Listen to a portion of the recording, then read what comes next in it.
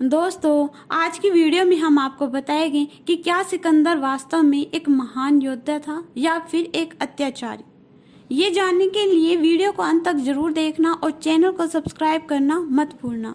सिकंदर मकदूनिया का शासक था, जिसे अलेक्जेंडर द ग्रेट के नाम से भी जाना जाता है। ये दुनिया में एकमात्र ऐसा इंसान हुआ जिसने विश्व को जीतने का सपना देखा और इसके लिए अभियान भी चलाया।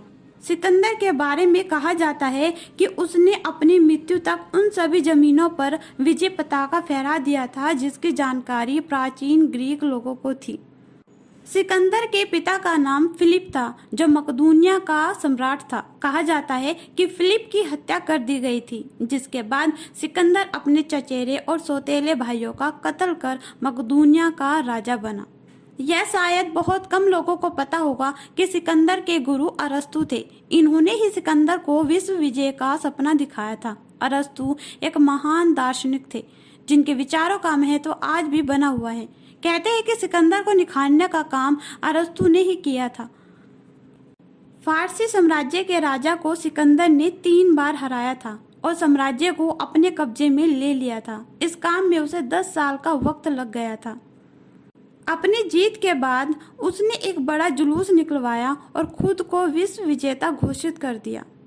जब तक्षशिला के आचार्य विष्णुगुप्त यानी चाणक्य को भारत पर सिकंदर के हमले के बारे में पता चला, तो उन्होंने सभी राजाओं से आग्रह किया कि वो सभी सिकंदर के खिलाफ एक होकर लड़े, लेकिन कोई भी आगे न आया। चाणक्य ने मगध के राजा धनानंद से भी गुहार लगाई, लेकिन उसने चाणक्य का अपमान किया। चाणक्य ने अपनी कूटनीति की मदद ली और चंद्रगुप्त को सिकंदर के सामने खड़ा कर दिया।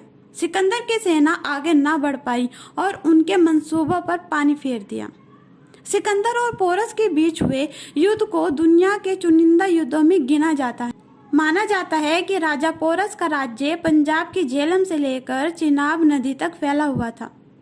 जब सिकंदर राजा पोरस की सीमा में दाखिल हुआ, तो उन्होंने अपनी सेना के साथ सिकंदर का डटकर सामना किया। सिकंदर की भारी सेना राजा पोरस के बहादुरी देखकर घबरा गई। वहीं कहा जाता है कि राजा पोरस ने सिकंदर को इस युद्ध में हरा दिया था। पोरस से युद्ध के बाद सिकंदर की सेना के हौसले पस्त हो चुके थे। उसकी सेना इतनी थक चुकी थी कि उनमें आगे बढ़ने की हिम्मत ना थी। इस वजह से सिकंदर को अपनी सेना के साथ व्यास नदी से वापस लौटना पड़ा। सिकंदर एक बहुत ही क्रूर और अत्याचारी था। सिकंदर ने कभी उदार भावना नहीं दिखाई। वो छोटी छोटी गलतियों पर अपने सहयोगियों को तड़पा तड़पा कर मार देता था। सिकंदर एक ग्रीक था और ग्रीक लोग कई देवता और मान्यताओं को मानते हैं। माना जाता है कि सिकंदर लोगों को सामने खुद को देवता बनाना चाहता था। सिकंदर ने अपने सैनिकों और सेनापतियों के सामने खुद को देवता की तरह पेश किया। कई बार सिकंदर के सहयोगी पीठ पीछे सिकंदर का मजाक भी उड़ाते थे। अपने विश्व विजेता के सपने को टूटता देख सिकंदर को शराब की लत लग गई थी। वो दिन रात शराब में डूबा रहता था और कई बार बीमार भी हुआ। साथ ही वो उदार भी रहने लगा था। जब सिकंदर बेबीलोन पहुंचा, तो 323 ईसा पूर्व में उसकी मौत हो गई। वो मलेरिया की वजह से मारा गया था। इन सब बातों को जानकर आप ये अंदाजा लगा सकते हैं कि सिकंदर महान था या फिर एक अत्याचारी। कमेंट बॉक्स में जरूर बताएं। वीडियो अच्छी लगी तो चैनल को लाइक शेयर सब्सक्राइब जरूर करना।